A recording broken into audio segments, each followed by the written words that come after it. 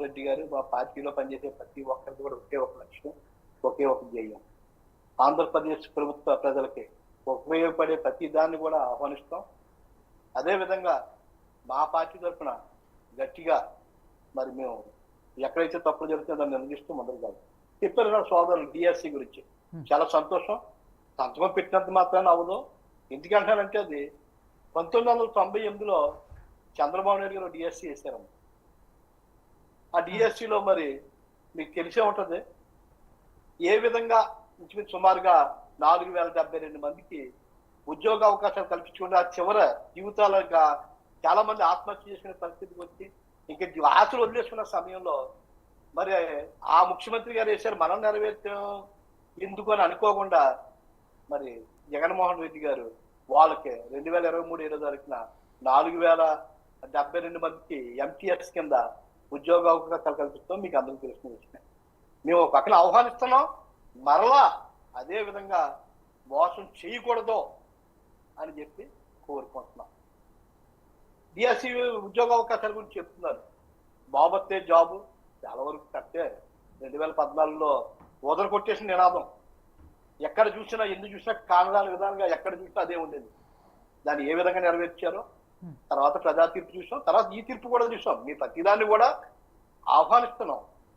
అదే విధంగా మరి రెండో సంతకం కింద ఆయన ల్యాండ్ టైటిలింగ్, అది నిజంగా అంటే మనకు ఉన్న పూర్వం సామెత ఉండేది, నిజం గడప దాటేటప్పటికి అబద్ధం ఊరంతా తిరిగి వచ్చేసిందండి. ఆ విధంగా చాలా అద్భుతమైన యాక్ట్ అది.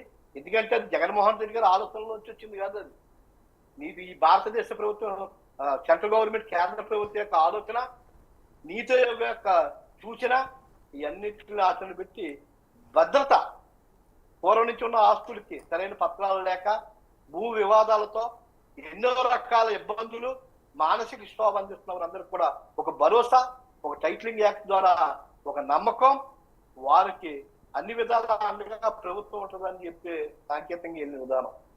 దాని మీద చాలా ఎలిగేషన్లు వచ్చినాయి. కోర్టులో కూడా ఆ తీర్పు ఉంది. కోర్టులో దాన్ని అడుగుతున్నప్పుడు కూడా దాన్ని మరి ఏ విధంగా రద్దు. దీంట్లో ఆశ్చర్యకరమైన విషయం ఏంటంటే ఎన్డీఏ ప్రభుత్వం, సెంట్రల్ గవర్నమెంట్ దీన్ని అత్యంత ప్రాధాన్యత ఇచ్చి దీన్ని అమలు చేయాలని చూస్తుంది. మాకైతే అది చాలా మంది అడిగాం. ఎందుకంటే మేము చూస్తూ ఉంటాం, మా గ్రామీణ వాతావరణంలో చూస్తూ ఉంటాం. ఎన్నో ఇబ్బందులు, ఏ కుటుంబం పడినా తన సమయానికి ఆస్తి అమ్ముకోలు క్రయవిక్రయాలు చేసుకోలేని విధానం, సరైన పత్రాలు లేక ఏదో నోటి మాట మీద పెద్దలు తీర్పిచ్చిన, పెద్దల యొక్క కుటుంబంలో తీర్చిన విధానంగా ఎన్నో ఇబ్బందులు పడి అవన్నీ తప్పి ఈ రోజు ఒక్క చంద్రబాబు నాయుడు గారి చాణిక్యం, దుష్ప్రచారం మీద ఈ రోజు ఇలా జరిగింది. దాన్ని ఒకటి మాత్రం మీరు దాంట్లో ఒక ఓటమి ఒప్పుకోవాలి, తిప్పి కొట్టలేకపోయాం. సరైన పందాలో దాన్ని ఎంతసేపు మేలు చేస్తామన్న విధానం చూసుకుంటూ ముందరికి వెళ్ళడం తప్ప దాన్ని ఏ విధంగా ఈ దుష్ప్రచారాన్ని ఆపే విధానం చేయలేకపోయాం. అదే విధంగా పెన్షన్లు ఆహ్వానిస్తున్నాం. చాలా చిన్నారా చెప్పారు, 3000 రూపాయలు జగన్మోహన్ రెడ్డి గారు ఇస్తా అన్నారు, లాస్ట్ లో ఏదో పెంచారని. నేను 2016 మంగళగిరి సభలో ఆయన క్లియర్ గా చెప్పాడు. వీడియో రికార్డు ఎక్కడికి పోవు కదా, అవన్నీ కూడా నేను దప్పదపాలుగా పెంచుతానని చెప్పాడు ఆయన.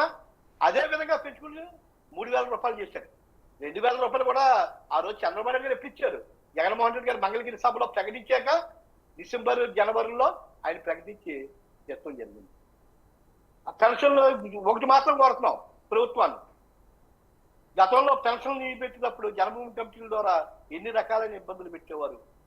ఇదిగో ఈ కుటుంబంలో వైఎస్ఆర్ జెండా వచ్చింది, మనవడు ఎవడో వైఎస్ఆర్ జెండా పట్టుకున్నాడు, ఈ ముసలిదానికి ఇవ్వకూడదనే రకరకాల అవమానాలు చేస్తాం, ఎన్నో రకాల ఇబ్బందులు పెడతాం.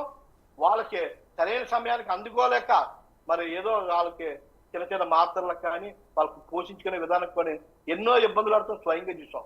అవన్నీ కూడా పాదయాత్రలో చూస్తే మంచి గతంలో ఎన్ని ఉండే 65 సంవత్సరాలకే పెన్షన్ ఇచ్చేవారు. అది కూడా ఎవరైనా ఖాళీ అయిన చోట దాన్ని రిప్లేస్మెంట్ చేసేవారు. మాకు ప్రభుత్వంలో మాత్రం కులం చూడలేదు, మతం చూడలేదు, పార్టీలు చూడలేదు.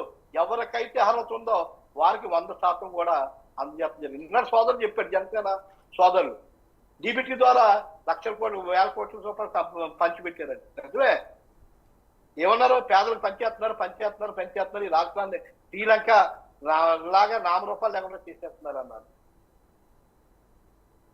నేను ఇచ్చిన హామీలు ఇవాళ చెప్తే ఆహ్వానిస్తున్నాం, కానీ అమలుపరిచే విధానం చంద్రబాబు నాయుడు గారి తన సుదీర్ఘ అనుభవంతో దీన్ని అమలుపరిచే విధానంగా వెళ్ళాలి తప్ప దీని నుంచి ఏ విధంగా తప్పించుకుంటే దీంట్లో లిటిగేషన్లు పెట్టే విధానం కాకుండా, ఎందుకంటే నాకు తెలుసు రకరకాలుగా వస్తాయి రేపు నుంచి, ఎన్నో రకాల దీనికి నియమ నిబంధనలు వస్తాయి, ఎన్నో విధాలు. అదే ఇంకోటి చెప్పి స్కిల్ తెలిసింది. చాలా సంతోషం. మీరు స్కిల్ క్యామ్లో ఏ విధంగా చేశారో, దాని మీద ఏ విధంగా ఇబ్బందులు ఉన్నాయో అవన్నీ కూడా ప్రపంచానికి కూడా తెలిసిన విషయం. అది కూడా కోర్సులో ఉంది కాబట్టి దాంట్లోంచి మీరు సక్యులుగా రావాల్సిన అవసరం కూడా ఉంది. అదే విధంగా అన్న క్యాంటీన్ సంతోషం, పేద ప్రజలకు అన్నం పెడతారంటే ఎవరైనా కూడా సంతోషిస్తాం.